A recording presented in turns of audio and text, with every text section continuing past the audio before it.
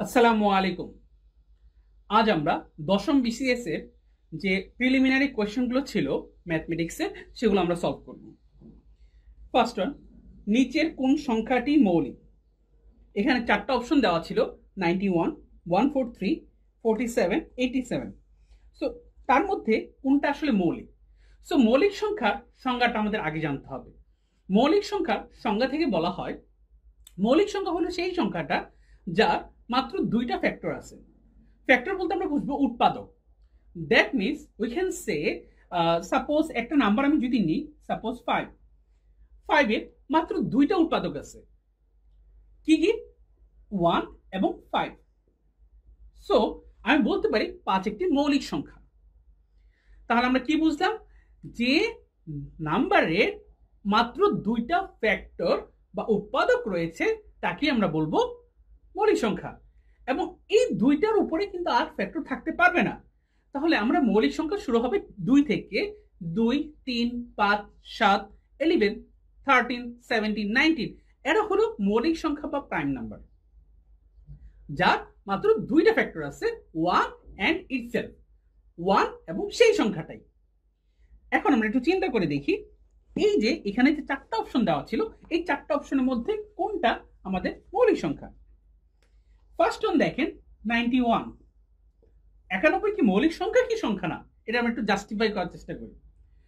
আপনারা যদি এটাকে ডিভাইড করার চেষ্টা করেন, তো আপনি দেখবেন যে 91 কে 7 দ্বারা ডিভাইড করা যায়। দ্যাট মিনস আমরা বলতে পারি 7 গুণ 13 ইকুয়াল টু 91। তার মানে 91 কে 7 দ্বারা ডিভাইড করা যায়, ভাগ করা যায়, 91 কে 13 দ্বারাও ভাগ করা যায়। তার মানে 91 মৌলিক সংখ্যা না। আর মৌলিক সংখ্যার সংজ্ঞা বলে কি? তার ওয়ান এন্ড ওনলি দুইটা উৎপাদক থাকবে, দুইটা ফ্যাক্টর থাকবে। কিন্তু 91 আমি কিন্তু 1 আর 91 তো থাকবেই, এটা মাস্ট। সাথে আমি 7 আর 13 দ্বারা ডিভাইড করা যাচ্ছে। সো 91 এর উৎপাদক কিন্তু আমি 4টা পেয়ে গেলাম। সো এটা মৌলিক সংখ্যা না। এখন আমরা নেক্সট যে অপশনটা সেটা নিয়ে আমরা ট্রাই করি, 143। 143 আমরা যদি 143 নিয়ে চিন্তা করে দেখি, এই 143 কে 1 এবং 143 ছাড়া আরো কিছু সংখ্যা দিয়ে ভাগ করা যায়। কি কি? যেমন আপনি যদি এই 143 কে 11 দিয়ে ভাগ করেন, 143 কে আমরা যদি 11 দিয়ে ভাগ করি, তাহলে আমরা জানি 11 একে 11। আপনারা যদি ভাগশেষ বের করেন, 4 - 1 দ্যাট ইজ 3, এন্ড 3 যদি এখানে নামান, তাহলে 3 11 33। সো আপনি দেখতেছেন 143 এর আরো দুটি উৎপাদক রয়েছে, একটা হলো 11 আর একটা হলো 13। তার মানে আমি বলতে পারি 143 মৌলিক সংখ্যা না। এরপর আমরা চিন্তা করি নেক্সট যে অপশনটা আছে সেটা 87। 87 87 আপনি যদি দুইটা যে সংখ্যা আছে, এটা হলো ফার্স্ট ডিজিট, এটা হলো সেকেন্ড ডিজিট, এটাকে আমরা বলি ইউনিটস ডিজিট অথবা একক সংখ্যা, এটা আমরা বলি টেন্স ডিজিট বা দশক সংখ্যা। এখন আমরা চিন্তা করি দশক অঙ্ক। তো এখন আমরা একটু চিন্তা করে দেখি যে 87 একটা মৌলিক সংখ্যা কি সংখ্যা না? আমরা যদি এখানকার যে ডিজিট গুলা সেগুলোকে অ্যাড করে দিই, 8 প্লাস 7 মানে 8 প্লাস 7 দ্যাট ইজ 15। এই 15 কে 3 দ্বারা ভাগ করা যায়। 15 কত দ্বারা ভাগ করা যায়? 3 দিয়ে ভাগ করা যায়। তার মানে 87ও 3 দ্বারা বিভাজ্য।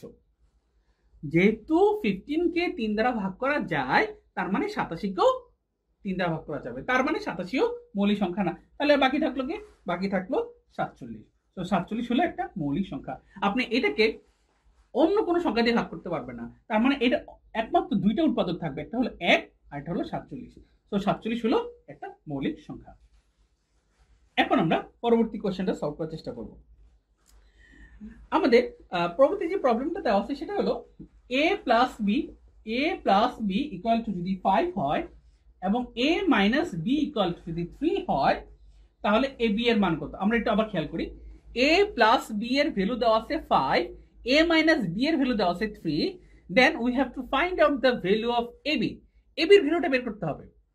আমরা 19 একটা রুলস শিখেছিলাম, সেটা হলো ab এর একটা রুলস, সেটা ছিল এরকম যে ab equal to a plus b by 2 whole square minus a minus b by 2 whole square. আসলে এই রুলসগুলা খুব ডিফারেন্ট কোনো রুলস না, সবগুলো a প্লাস বি থেকে আসে, a plus B whole square থেকে আসে। আমরা কোনো একটা ক্লাস ইনশাআল্লাহ দেখাবো। তাহলে a প্লাস b এর ভ্যালু কত 5 5/2 whole square minus a minus b এর ভ্যালু কত 3 3/2 হোল স্কয়ার। সো এখানে আমরা যদি চিন্তা করি 5 square that means 25 divide by 4 minus 3 square that is 9 divide by 4। আমরা যদি 4 আর 4 কে লসাগু করি তাহলে আমরা পাচ্ছি 4 and 25 minus 9 25 minus 9। এখন আমরা 25 minus 9 যদি করি তাহলে আমরা কত পাচ্ছি? আমরা যদি 25 থেকে 9 কে মাইনাস করি আমরা পাবো 16 16/4। এখন 16 কে 4 দ্বারা যদি আমি ডিভাইড করি বা কাটাকাটি করি তাহলে আমরা পাবো 4। তাহলে আমাদের आंसर হবে কত 4। তাহলে আমরা বলতে পারি এখানে a plus b equal to যদি 5 হয় এবং a minus b যদি 3 হয় তাহলে a b এর ভ্যালু হবে 4। তাহলে এখানে 4 হলো আমাদের आंसर। আমাদের নেক্সট প্রবলেমটাতে আমরা চলে যাই। নেক্সট প্রবলেমটা বলছে এরকম যে পয়েন্ট 1 এর খুব ইম্পর্টেন্ট একটা ম্যাথ, এটা অনেক জায়গায় আসছে, একটু ভালো করে খেয়াল করেন। 0.01 multiplied by 0.001 divided by 0.2 multiplied by 0.02 multiplied by 0.002। আচ্ছা, এই প্রবলেমটা আমরা কিভাবে সলভ করব? আমরা যখন দশমিকের কোনো প্রবলেম থাকবে আমি দশমিকটাকে আমরা এক ঘর এদিক সেদিক নিয়ে আসতে পারি। যদি আমরা আরেকটা জিনিস মনে রাখি যে একটা ফ্র্যাকশনের ক্ষেত্রে বা ভগ্নাংশের ক্ষেত্রে আমরা উপরে যেটা থাকবে সেটাকে আমরা বলি লব অথবা নিউমারেটর, আর নিচে যেটা থাকবে সেটাকে আমরা বলি হর বা ডেনোমিনেটর। তার মানে উপরের পার্টটা হলো লব বা নিউমারেটর, নিচের পার্টটা হলো হর বা ডেনোমিনেটর। আমরা এখন একটু খেয়াল করে দেখি, যদি দশমিকটাকে আমি এক ঘর সরিয়ে নিই তাহলে লব থেকে যদি সরাই আমাদের হর থেকেও সরাতে হবে। তাহলে আমরা যদি 0.1 কে আমরা যদি এক ঘর সরিয়ে নিয়ে আসি, সাপোজ আপনি দেখেন দশমিক থেকে এক ঘর সরিয়ে নিলাম, এখানে দশমিক থেকে এক ঘর সরিয়ে নিলাম, ওকে, তাহলে কোনো সমস্যা হবে না, কোনো চেঞ্জ আসবে না। কেন আসবে না সেটা আমরা একটু খেয়াল করে দেখি, একটু ভালো করে বুঝি। 0.1/0.2 আমরা যেহেতু 0.1 মানে কি অ্যাকচুয়ালি 0.1 মানে হলো 1/10 1 ডিভাইড বাই 10, আর 0.2 মানে কি 0.2 মানে হলো 2/10। আমরা যদি এখানে ভগ্নাংশটাকে এভাবে কাজ করি 1/10 ইন্টু 10/2, 10 কাটাকাটি করলে আমরা পাচ্ছি 1/2। দেখেন আমরা কিন্তু এটাই লিখলাম। তো আমরা মাঝখানে দুইটা স্টেপকে আমি করলাম না। কেন করলাম না? কারণ কথা হলো আমাদের প্রিলিমিনারি পরীক্ষায় আমরা কিন্তু এত সময় পাবো না, এই জন্য যত শর্টকাট ওয়েতে কাজ করা যায়। সো এটা খুব চমৎকার একটা পদ্ধতি। আমরা পয়েন্টটাকে এক ঘর সরিয়ে নিন, আবার এখানে পয়েন্টটাকে যদি দুই ঘর সরান এখান থেকে দুই ঘর সরাতে হবে। তাহলে দেখেন আপনি যদি দুই ঘর সরাইলে আপনি পাচ্ছেন 0.1, এখানে দুই ঘর যদি সরান তারপর পাচ্ছেন 0.2। Very simple. এখানেও পয়েন্টটাকে 3 ঘর যদি সরান আপনি পাচ্ছেন 0.001, এখানেও আপনি 3 ঘর সরান, কোনো সমস্যা নাই। কিন্তু মনে রাখতে হবে উপরে আপনি যত ঘর সরাবেন, মানে যত ঘর আপনি ডানে নিবেন নিচেও কিন্তু তত ঘর ডানে নিতে হবে। তার মানে লব বা নিউমারেটরে যত ঘর ডানে নিবেন, হর বা ডেনোমিনেটরে তত ঘর ডানে নিতে হবে। ওকে, এখন একটা জিনিস মনে রাখবেন, সংখ্যার আগে জিরোর কোনো দাম নেই, সংখ্যার আগে জিরোর কোনো দাম নেই, এটা কোনো স্পেশালিটি কিছু বহন করে না। ওকে, তো আমরা এখন যদি চিন্তা করে দেখি আমাদের যে লব বা নিউমারেটর সেখানে মাল্টিপ্লাই যদি করি 1 into 1 into 1 that is 1, 2 into 2 into 2 that is 8, so 1/8 will be the answer of this problem। চমৎকার একটা প্রবলেম এবং খুব ইম্পর্টেন্ট। আমরা পরের প্রবলেমটাতে যাই। প্রবলেমটা বলছে এরকম, যদি x minus 5 into a plus x equal to x square minus 25 হয়, যদি x minus 5 into a plus x equal to x square minus 25 হয় তবে a এর মান কত? মানে আমাদের a এর ভ্যালুটা বের করতে বলছে, তাহলে আমাদের a এর ভ্যালুটা আমাদের ফাইন্ড আউট করতে হবে। ওকে, তাহলে এখানে আমাদের কি কি দেওয়া আছে? আমাদের এখানে ভ্যালু দেওয়া আছে এরকম x minus 5 into a plus x equal to x square minus 25। আচ্ছা, আমরা সলভ করার চেষ্টা করি। x minus 5 into a plus x square minus 25 কে লেখা যায় x square minus 5 square, সেখান থেকে কি লেখা যায় দেখেন x minus 5 into a plus x square minus 5 square কে লেখা যায় x plus 5 into x minus 5। তাহলে আমরা যদি লিখি a plus x কে রেখে আমরা যদি এই x minus 5 কে যদি ওই পাশে পাঠিয়ে দিই, আমরা মনে রাখবেন এখানে যদি মাল্টিপ্লিকেশন আকারে থাকে মানে গুণ আকারে থাকে ওই পাশে গেলে এটা ভাগ হয়ে যাবে, যদি এখানে যোগ থাকে ওই পাশে গেলে বিয়োগ হবে। জাস্ট আমাদের ডিজিটগুলো, আমাদের যে অপারেটরগুলো সেটা চেঞ্জ হয়ে যায়। তাহলে এটা কি লেখা যায়? x plus 5 into x minus 5 divided by x minus 5। আমরা কাটাকাটি করলে আমরা এখানে কি পাবো? আর দেখেন আমরা কি পাচ্ছি, আমরা পাচ্ছি a plus equal to x plus 5। এই জিনিসটা আমরা পেলাম। এখন এই জিনিসটা যেহেতু আমরা পেলাম, সো আমরা এখন ফাইনাল স্টেপে চলে আসবো। দেখেন আমরা কি লিখতে পারি, এ আমাদের এই ভ্যালুটা বের করতে হবে। সো আমি এক্সটাকে যদি ওই পাশে পাঠিয়ে দিই, দেখেন এক্স এর আগে প্লাস আছে, ওই পাশে গেলে হবে মাইনাস। খুব চমৎকার একটা problem. X plus 5 plus x, ওই পাশে গেলে হবে মাইনাস এক্স, এক্স এক্স চলে গেল। সো আমি পাচ্ছি a ইকুয়াল টু 5। সো এখানে এর আনসার হবে কত? 5। নেক্সট ওয়ান, আমরা আবার আরেকটা গাণিতিক সমস্যা সমাধান করব। সেটা হলো a plus B plus c equal to 0 হলে a cube plus B cube plus C কিউবের ভ্যালু বের করো, এর মান কত? আচ্ছা, আমরা এটাও কিন্তু আমরা 19 একটা সূত্র শিখে আসছিলাম, a cube plus B cube plus C কিউবের একটা রুল। সেটা কি? সেটা হলো a plus B plus C into A square plus B square plus C square minus A B minus BC minus C A. এটা করার পর আমাদের কি করতে হবে? প্লাস 3abc করতে হবে। আবার দেখি, a cube plus B cube plus C কিউবের যে ভ্যালুটা সেটা কি? a plus B plus C into A square plus B square plus C square minus A B minus BC minus C A plus 3abc। এখন a plus B plus C এর value কত? 0। 0 into এত বড় একটা value A square plus B square plus C square minus A B minus BC minus C A plus 3abc। মনে রাখবেন, জিরোর সাথে যাই গুণ করেন কিনা এটা জিরোই থাকবে। সো এটা হবে 0 আর আনসার হবে অনলি 3abc। তার মানে 3abc হবে আমাদের সেই কাঙ্ক্ষিত আনসার। এখন আমাদের এখন একটা প্রবলেম হতে পারে যে না, আমি আসলে এত কঠিন করে করতে পারবো না, আমি এটা রুলস মনে রাখতে পারবো না, আমাকে অন্য কোনো ভাবে সলভ করানো যায় কিনা। আচ্ছা ঠিক আছে, আমি অন্য একটা ভাবে আমরা সলভ করে চেষ্টা করি। এটাও খুব সহজ একটা প্রসেস, খুব চমৎকার। আপনি দেখেন a plus B plus c equal to 0 হয়, আমি কি লিখতে পারি? a plus B equal to minus c. a plus B plus c যদি 0 হয়, a plus B equal to কি লেখা যাবে? Minus C. ওকে, এখন আমরা একটা রুলস অন্তত জানতে হবে, সেটা হলো a কিউব প্লাস বি কিউবের একটা rules, a cube plus b কিউবের একটা রুলস। আপনারা যদি মনে করেন এই রুলসটা আপনি জানবেন না, এই রুলসটা বের করো ওয়েট আমি আপনাদেরকে ফার্স্টে একটু দেখিয়ে দিই। আমরা normally a plus B whole কিউবের একটা রুলস আমরা জানি। এই রুলসটা আসলে আসে এভাবে, a plus B whole square থেকে a plus B whole square into a plus b. a plus B whole square rules আমরা কিন্তু জানি, সেটা হলো a square plus 2ab plus B square. এটার সাথে যদি a প্লাস বিটা মাল্টিপ্লাই করি, গুণ করি, আমরা পাবো a স্কোয়ার ইন্টু a, তার মানে a cube plus a square b plus 2ab into a, তার মানে that means 2a square b plus 2ab square plus ab square plus B cube. সেখান থেকে ফাইনাল যে আমরা আউটপুটটা পাবো a cube plus 3a square b plus 3ab square plus B cube. খুব চমৎকার একটা প্রবলেম। তাহলে আমরা পুরো রুলসটা আমরা একটু লিখি। আমরা a cube, a plus B whole কিউবের রুলস কি পেলাম? a প্লাস বি হোল কিউবের রুলস পেলাম a cube plus 3a square b plus 3ab square plus B cube. এখন এই রুলস থেকে আমরা বের করতে পারি যে a কিউব প্লাস বি কিউবটাকে যদি রাখি, a cube plus B cube equal to a plus B whole cube minus 3a square b minus 3ab square.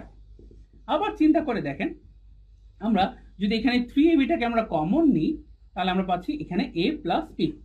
তাহলে আমরা ফাইনাল রুলস এটা পেলাম, a plus B whole cube minus 3ab into a plus b. তাহলে এখন দেখেন, আমার মনে হয় এখন আপনাদের কাছে সহজ লাগবে। a কিউব প্লাস বি কিউবের জায়গায় আমি লিখবো a plus B whole cube minus 3ab into a plus B. Okay, এই রুলসটা আমরা বের করা শিখলাম, আর এখানে প্লাস সি কিউব ছিল। থাকুক, a প্লাস বি হোল কিউবের রুলস কি?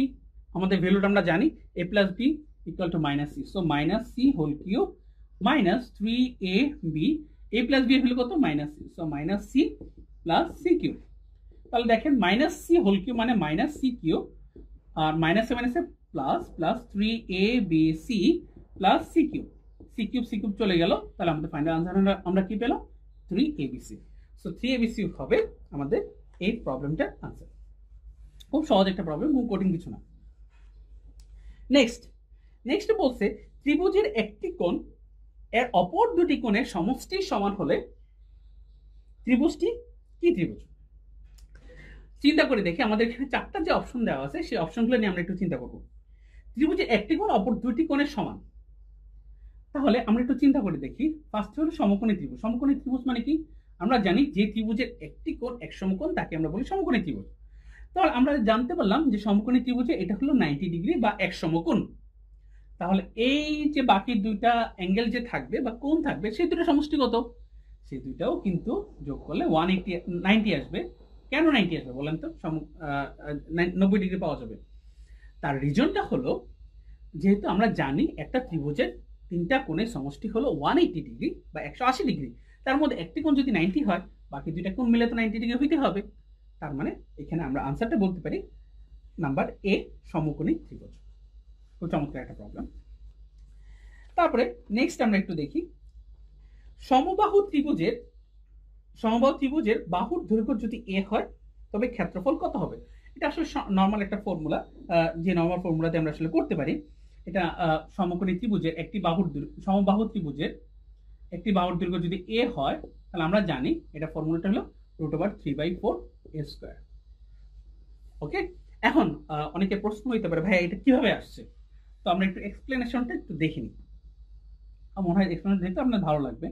আচ্ছা, এটা যদি এ হয়, আমি বলতে পারি যে এখানে মাঝখান দিয়ে যদি আমি ড্র করি, এটা হলো a/2। ওকে, যদি আমরা বাইসেক্ট করি তাহলে আমি দেখতে পাচ্ছি এখানে আমাদের একটা হাইট চলে আসলো, এখানে একটা বেস চলে আসলো। আমরা ত্রিভুজের নর্মাল যে ক্ষেত্রফলের রুল, সেটা থেকে আমরা কি জানি? Half of base into height. আচ্ছা, সেখান থেকে আমরা দেখি যে এখানে হাইট যে এইচ, আমরা ধরে নিলাম হাইট হলো এইচ এর ভ্যালুটা আমি জানি না, কিন্তু বেস কিন্তু জানি, বেস কিন্তু এ, কারণ আমরা এ কে কিন্তু দুই ভাগে ভাগ করলাম। সো a/2 মিলে কিন্তু এই হয়। সো আমরা এইচ এর ভ্যালুটা বের করে নিয়ে আসবো। সো আমরা একটু চিন্তা করতে, এখান থেকে আমরা একটু জুম করে আমরা এটা নিয়ে আসলাম। এটা হলো একটা সাইড এ, এটা হলো a/2, এটা হলো হাইট। তো হাইটের ভ্যালুটা কিভাবে বের করা যায়? যেহেতু আমি একটা সমবাহু ত্রিভুজের মধ্যে যদি আমরা মাঝখানে আমরা একটা বাইসেক্ট করি বা দুই ভাগে বিভক্ত করি, আমরা এখানে কিন্তু একটা সমকোণী ত্রিভুজ পাবো। আর সমকোণী ত্রিভুজ মানে হলো সেখানে একটা পিথাগোরাস উপপাদ্য অ্যাপ্লাই করা যাবে। আর পিথাগোরাস উপপাদ্যটা বলে যে আমাদের যে অতিভুজকে স্কয়ার যদি করি, তাহলে বাকি দুইটা যে আমাদের সাইড থাকবে তার স্কয়ার করে এডিশনের সমান হবে এই অতিভুজ স্কয়ার। দ্যাট মিনস আমি বলতে পারি a square equal to h square plus a/2 whole square.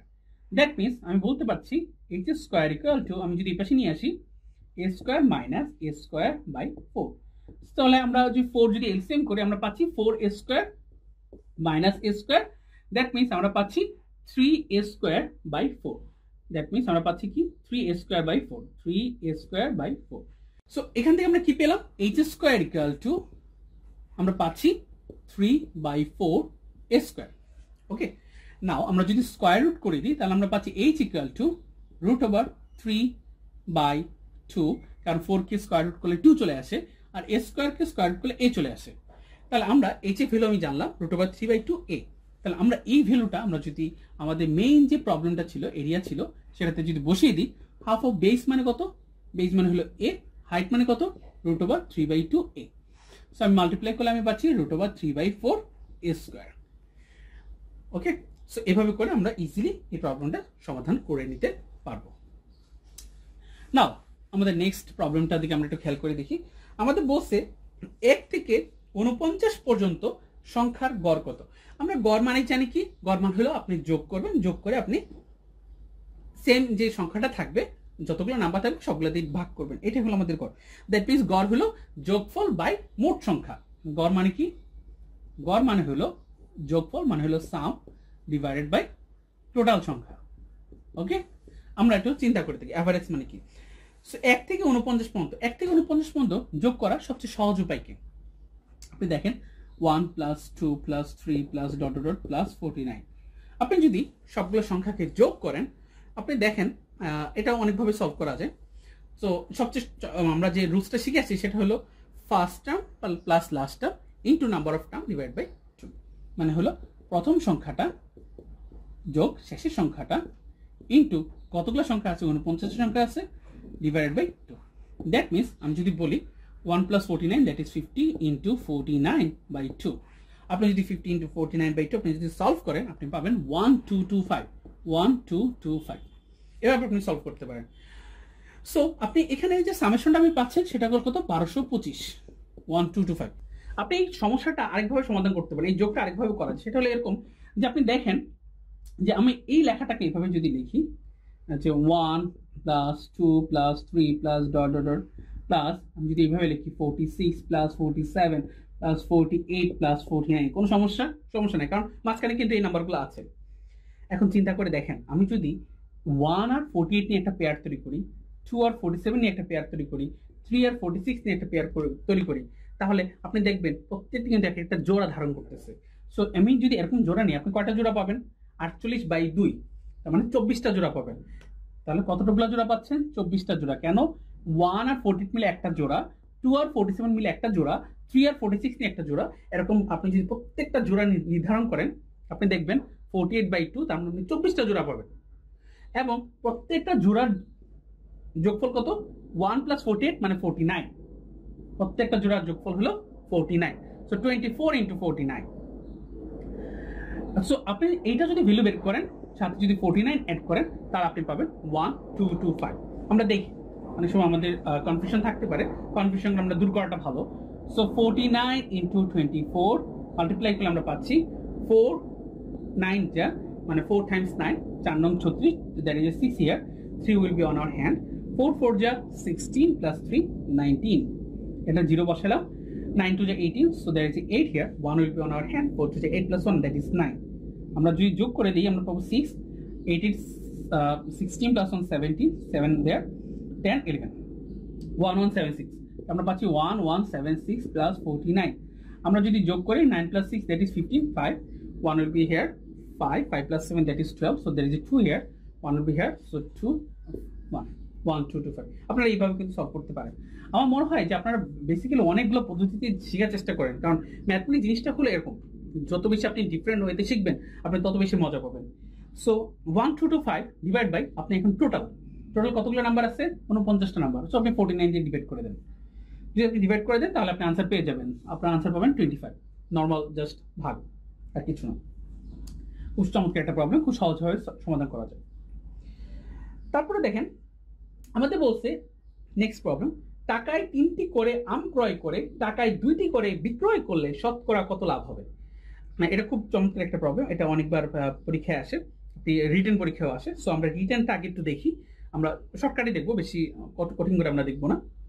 দেখেন, টাকায় 3টি করে আম ক্রয় করে টাকায় 2টি করে বিক্রি করে। সো 3টি আমের, আমি শর্টকাটে লিখবো, 3টি আমের আমি যদি বলি কস্ট প্রাইস মানে ক্রয় মূল্য যদি আমাদের হয় 1 টাকা, তাহলে একটি আমের কস্ট প্রাইসটা কত হবে? 1/3 টাকা। আবার 2টি আমের সেলিং প্রাইস যদি হয় মানে বিক্রয় মূল্য যদি হয় 1 টাকা, তাহলে একটি আমের সেলিং প্রাইস বা বিক্রয় মূল্য কত হবে? 1/2 টাকা।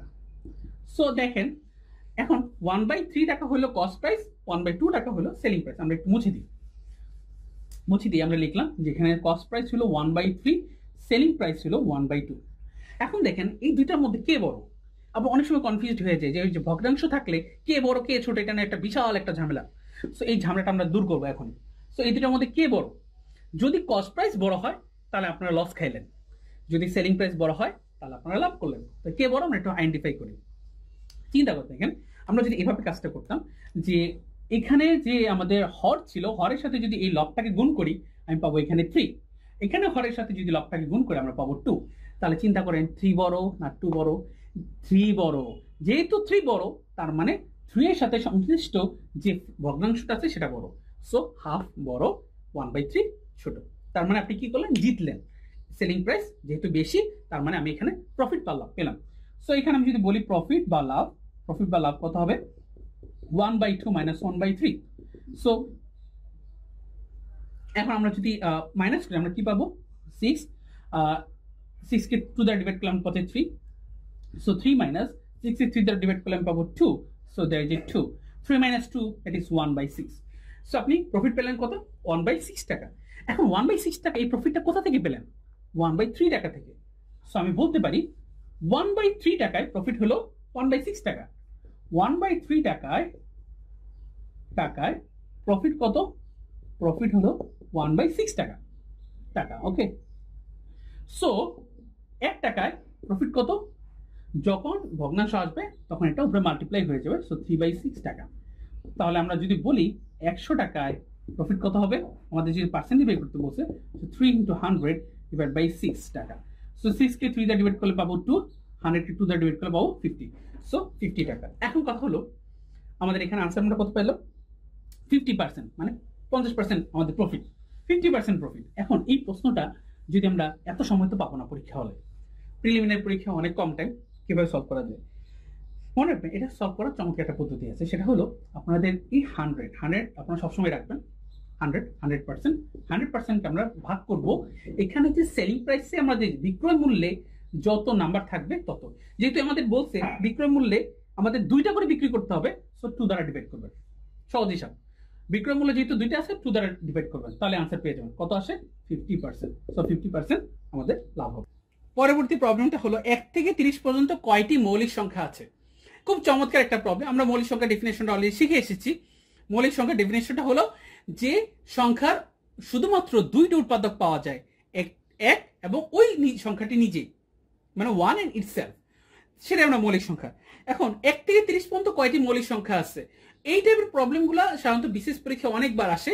সো আমরা যদি একটা সিম্পল একটা ফর্মুলা যদি শিখে রাখি, আমার মনে হয় খুব দ্রুত আমরা এই টাইপের প্রবলেমগুলো খুব ইজিলি সলভ করতে পারবো। দেখা যাক, আমরা শর্টকাট একটা মোবাইল নাম্বারের মতো 4422322321 এইটা মনে রাখলে আমরা এই টাইপের অনেক প্রবলেম আসলে সলভ করতে পারবো। 1 থেকে 100 পর্যন্ত আসলে টোটাল কতগুলো মৌলিক সংখ্যা আছে সবগুলো এই একটা সিস্টেমের মধ্যে চলে আসে খুব ইজিলি। 4422322321, very simple. এখানে এই 4 রিপ্রেজেন্ট করতেছে 1 থেকে 10 পর্যন্ত 4টি মৌলিক সংখ্যা আছে। এই 4 রিপ্রেজেন্ট করতেছে 11 থেকে 20 পর্যন্ত 4টি মৌলিক সংখ্যা আছে। এই 2 রিপ্রেজেন্ট করতেছে 21 থেকে 30 পর্যন্ত 2টি মৌলিক সংখ্যা আছে। এই 2 রিপ্রেজেন্ট করতেছে 31 থেকে 40 পর্যন্ত 2টি মৌলিক সংখ্যা আছে। এই 3 রিপ্রেজেন্ট করতেছে 41 থেকে 50 পর্যন্ত 3টি মৌলিক সংখ্যা আছে। এই 2 রিপ্রেজেন্ট করতেছে 51 থেকে 60 পর্যন্ত 2টি মৌলিক সংখ্যা আছে। এই 2 রিপ্রেজেন্ট করতেছে 61 থেকে 70 পর্যন্ত 2টি মৌলিক সংখ্যা আছে। এই 3 রিপ্রেজেন্ট করতেছে 71 থেকে 80 পর্যন্ত 3টি মৌলিক সংখ্যা আছে। এই 2 রিপ্রেজেন্ট করতেছে 81 থেকে 90 পর্যন্ত 2টি মৌলিক সংখ্যা আছে। এবং এই 1 রিপ্রেজেন্ট করতেছে 91 থেকে 100 পর্যন্ত একটি মৌলিক সংখ্যা আছে। এখন আমরা কোশ্চেনটার দিকে তাকাই।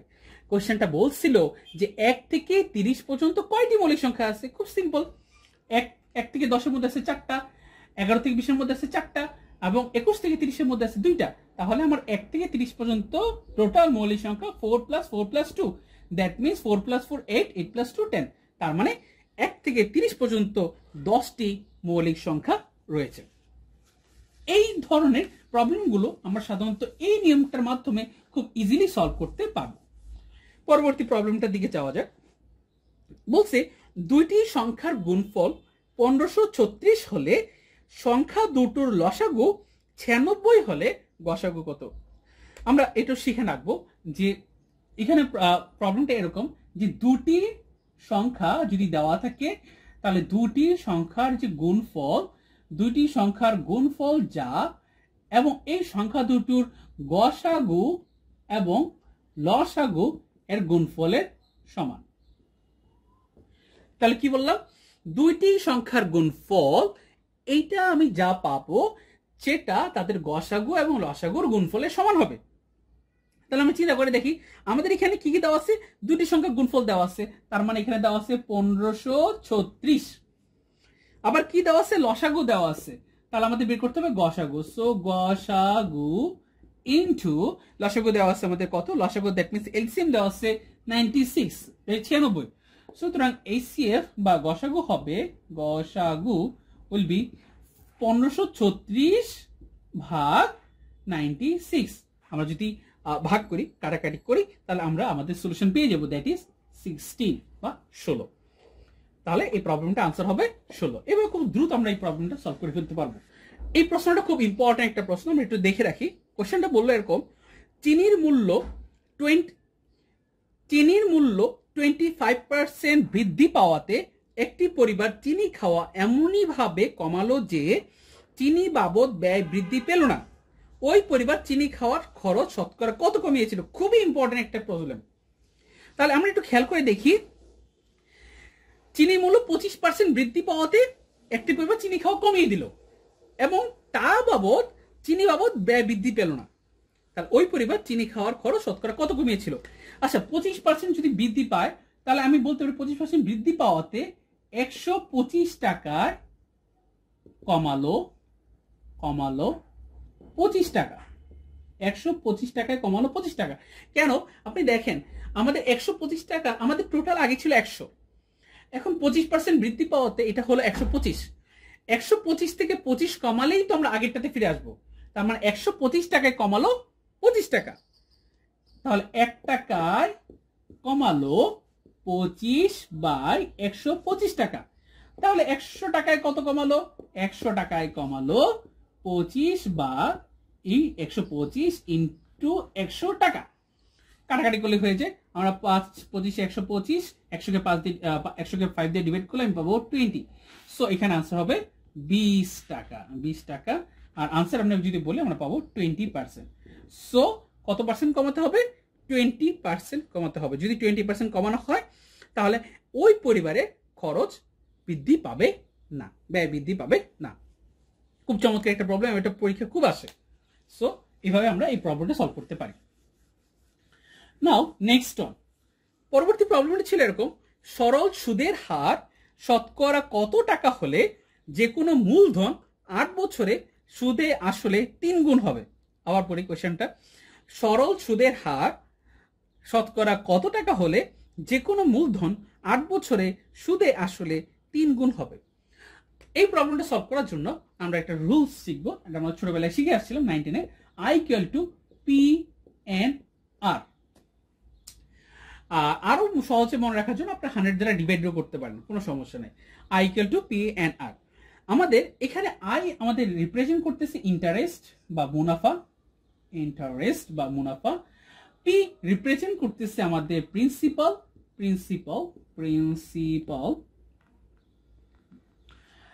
তারপর N রিপ্রেজেন্ট করতেছে আমাদের মানে বছরে কতবার, হ্যাঁ মানে টাইম, অ্যাকচুয়ালি বছরে কতবার। আর রিপ্রেজেন্ট করতেছে, আর যে জিনিসটা আমাদের ইম্পর্টেন্ট সেটা হলো রেট অফ দ্য ইন্টারেস্টের রেটটা কেমন হবে সেটা আমাদের বলতেছে আর। সো এই রুলস দিয়ে আমি আসলে সহজেই বের করতে পারবো। আমাদের এখানে কি বের করতে বলছে? সরল সুদের হার, তার মানে আর বের করতে বলছে। তাহলে আমরা একটু দেখি এখান থেকে ফর্মুলাটা কি আনা যায়। এখান থেকে ফর্মুলাটা আনা যায় R = I divided by PN। ওকে, আর সবচেয়ে সহজ উপায় আপনি যদি এভাবে মনে রাখার চেষ্টা করেন, I = PNR divided by 100, তা R = আপনি পাবেন I × 100 divided by PN। এভাবে মনে রাখাটা সহজ। তাহলে আমরা ফাইনাল যে ফর্মুলা সেটা পেয়ে গেলাম, সেটা হলো R = I multiplied by 100 divided by PN। নাও এখন আমরা দেখি আমাদের কাছে কি কি ইনফরমেশন দেওয়া আছে। যে কোনো মূলধন মানে P 8 বছরের সুদে আসলে 3 গুণ হবে। আচ্ছা, তাহলে সুদে আসলে যদি 3 গুণ হয় তাহলে আমি একটু ধরে নিলাম যে আমাদের আসল যে প্রিন্সিপালটা ছিল সেটা আমি ধরে নিলাম x। আসল যে প্রিন্সিপাল ছিল সেটা ধরে নিলাম কত? x। এখন সুদ আসল বলতে আমি বোঝাচ্ছি সুদ প্লাস আসল, সেটা কত? যেমন P + I, P তে হলো প্রিন্সিপাল, I তে হলো ইন্টারেস্ট, সুদ প্লাস আসল, এটা কত? সুদে আসলে 3 গুণ হবে। কার 3 গুণ? আমাদের মূলধনের 3 গুণ, তার মানে এটা হবে thrice x।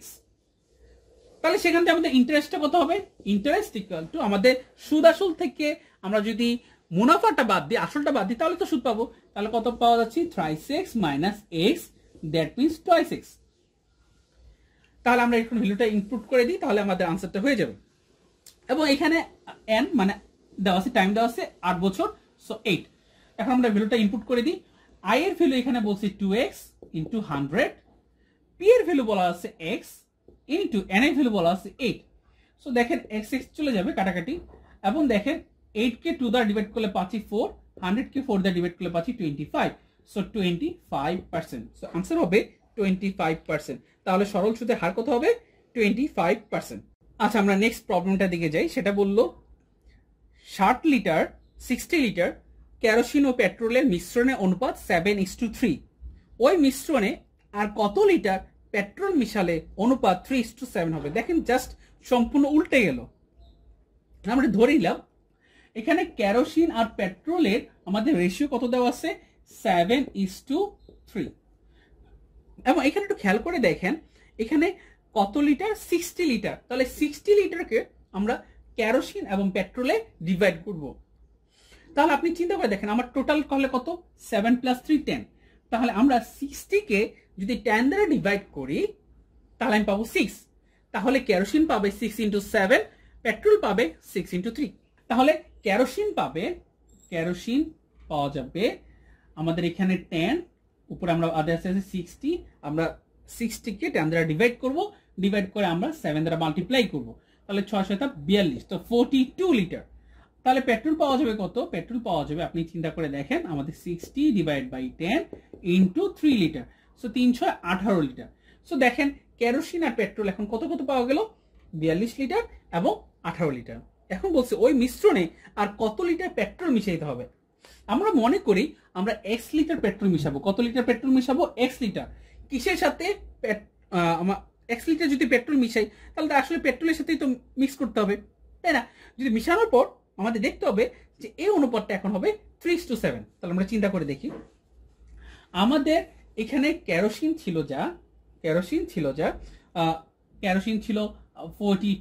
আমাদের পেট্রোল ছিল 18 সাথে যদি আমরা x যোগ করি তাহলে যে রেশিওটা আমি পাবো সেটা হলো 3:7। আমাদের বলছে x এর ভ্যালুটা কত। তাহলে x এর ভ্যালুটা আমরা কিভাবে করতে পারি? জাস্ট নরমাল মাল্টিপ্লাই করে দিই। 7 × 42 = 3 × 18 + 3 × x। সো তাহলে আমি 7 × 2 = 14, so there is a 4 here. আমরা 1 হাতে থাকে 1, 4 × 7 = 28, 28 + 1 29, দ্যাট মিন্স 29। এগুলো 3 × 18, দ্যাট ইজ 54 + 36। সো এখান থেকে আমরা যদি বলি 36 = আমাদের 294 থেকে যদি 54 আমরা মাইনাস করি তাহলে আমরা কত পাচ্ছি? আমরা পাচ্ছি 240। দেন আমাদের x এর ভ্যালু কত হবে? 240কে 3 দ্বারা ডিভাইড করলে আমি পাচ্ছি 3 × 7 = 21, 3 × 8 = 24, সো 80। তার মানে আমাদের 80 লিটার যদি আমি পেট্রোল মিশাই তাহলে অনুপাত হবে 3:7। লাস্ট প্রবলেমটা বলছে কোনো একটি জিনিস নির্মাতা 20% লাভে ও খুচরা বিক্রেতা 20% লাভে বিক্রয় করে। যদি ওই জিনিসের নির্মাণ খরচ 100 টাকা হয় তবে খুচরা মূল্য কত? এই প্রবলেমটা আমরা কয়েকটা উপায়ে সলভ করবো। আসলে আমরা বেসিক জিনিসটা আসলে একটু খেয়াল করে দেখি। কোশ্চেনে কি বলছে? জিনিসটির নির্মাণ খরচ ছিল 100 টাকা। এই 100 টাকার উপরে যে 20% লাভ করছে, কে লাভ করছে? জিনিস নির্মাতা। তাহলে 20% লাভ করলে 100 সাথে 20% অফ 100 যোগ হবে, তাহলে কত হইলো? 100 + 20% অফ 100 মানে হলো 20। ওকে, সহজ উপায় হলো পার্সেন্ট মানে দুটো শূন্য কাটা, এই দুটো শূন্য বাদ দিয়ে দিব, সো 20। তার মানে 120 টাকা। তার মানে একটু চিন্তা করে দেখেন, জিনিসের নির্মাতা ওই জিনিস যে বানিয়েছে সে 120 টাকা ওইটা বিক্রি করলো। এখন খুচরা বিক্রেতা এই 120 টাকার উপর আবার সে 20% লাভ করে বিক্রি করবে। তাহলে তাহলে খেয়াল করে দেখেন কি হলো? 120 টাকার উপর আবার সে 20% লাভ করবে। তাহলে 120 + 20% অফ 120। তাহলে আমরা দেখি 120 প্লাস, আমরা বলছিলাম পার্সেন্ট মানে 2 শূন্য কাটা, এখানে একটা শূন্য কাটা, 12 দুগানে 24, সো 120 + 24 মানে 144 টাকা। 100 টাকা যদি হয় জিনিস নির্মাণের খরচ তাহলে খুচরা মূল্য হবে 144 টাকা। এভাবে খুব দ্রুত আমরা সলভ করতে পারি। আরেকটা ওয়েতে আমরা সলভ করতে পারি, এটা আমি দেখিয়ে দিই, খুব শর্টকাট একটা ওয়ে। যদি আমাদের দুইটাই লাভ যেহেতু বলছে, আমরা বলতে পারি 20 + 20 + 20 × 20 / 100। এটা হলো p + q + pq/100। এই টাইপের একটা আমাদের ভিডিও আছে আমাদের চ্যানেলে, সব আপনারা দেখে নিতে পারেন। 20 + 20 that is 40 + 20 × 20 that is 400/100। So আপনি যদি কাটাকাটি করেন এখানে আপনি পাবেন 40 + 4 দ্যাট মিন্স 44। তার মানে 44% এক্সট্রা দামে বিক্রি করতে হবে। তাহলে 100 টাকার 44% কত? 44 টাকা। তাহলে আগের যদি জিনিস নির্মাণের খরচ যদি হয় 100 টাকা আর 44 টাকা যদি যোগ করতে হয় তাহলে এখন খুচরা মূল্য দাঁড়াবে কত? 144 টাকা। এভাবেই কিন্তু আপনি খুব সহজে এই প্রবলেমটা সলভ করতে পারবেন। আশা করি আপনাদের ভালো লেগেছে। ধন্যবাদ সবাইকে।